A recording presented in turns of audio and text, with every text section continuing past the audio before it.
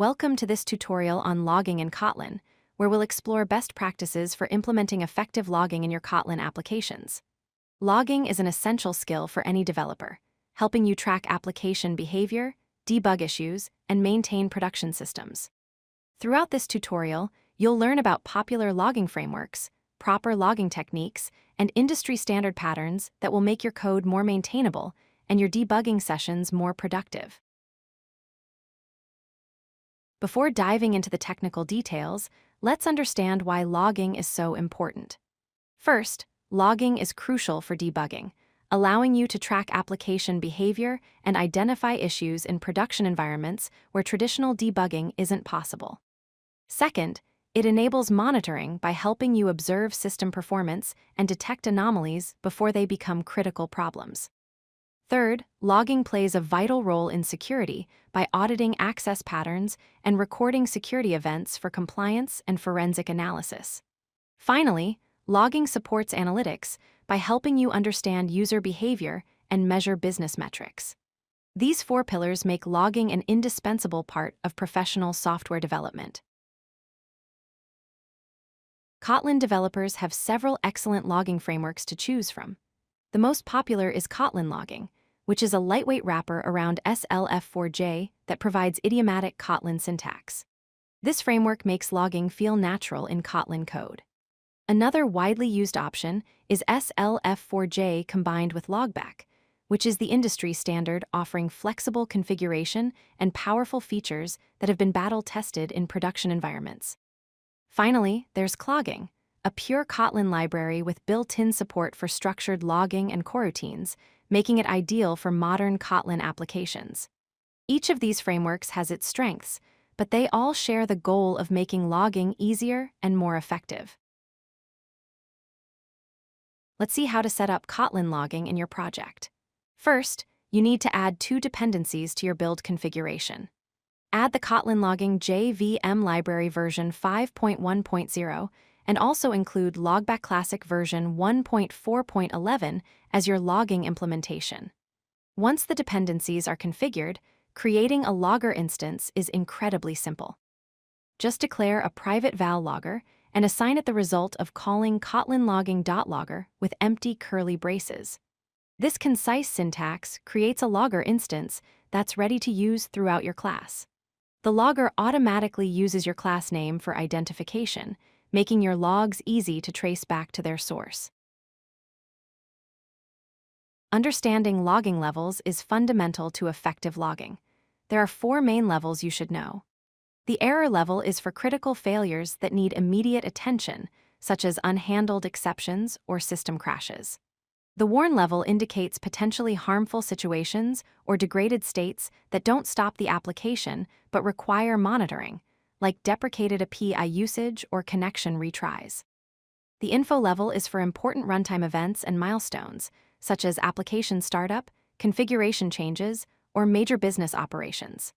Finally, the debug level provides detailed diagnostic information for developers, including variable values, method calls, and execution flow. Choosing the right level for each log statement helps you filter and find relevant information quickly when troubleshooting issues. One of the most important performance optimizations in Kotlin logging is using lazy evaluation with lambdas. Let's understand why this matters. The wrong approach is to use string concatenation directly in your log statement, like logger.debug, with a string concatenated from multiple parts. This is inefficient because the string is always constructed, even when debug logging is disabled in production. The right approach is to use lambda expressions with curly braces, passing your log message as a string template inside the lambda. With this syntax, the message is only evaluated if the debug level is actually enabled, saving precious CPU cycles and memory allocations in production environments where debug logging is typically turned off. This simple change can significantly improve your application's performance. Structured logging is a modern approach that makes your logs searchable and parsable by log analysis tools. Instead of writing free-form text messages, you add context using key-value pairs. For example, when logging that an order was processed, include structured information like order ID equals something, amount equals something, and status equals something.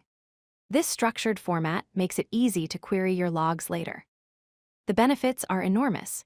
You can quickly filter logs by specific order IDs, search for all orders above a certain amount, or find all failed transactions. Modern log aggregation systems can parse these structured logs automatically, enabling powerful analytics and alerting capabilities. Always structure your logs with meaningful key-value pairs rather than embedding data in plain text descriptions. The Mapped Diagnostic Context, or MDC, is a powerful feature for adding contextual information to your logs automatically. MDC works on a per-thread basis, allowing you to set context information once and have it automatically included in every subsequent log statement on that thread. For example, at the start of a request, you can put the user ID and request ID into the MDC using mdc.put. Then, every log statement made, while processing that request, will automatically include this context information, even if the logging happens deep inside your code, where you don't have direct access to the request object. Remember to call mdc.clear when you're done to prevent context from leaking into the next request. This is especially important in thread pool environments where threads are reused across multiple requests.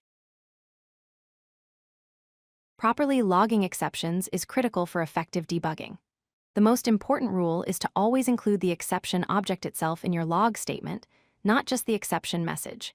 Use logger.error passing the exception as a parameter, followed by your lambda with a descriptive message. This ensures that the complete stack trace is captured in your logs.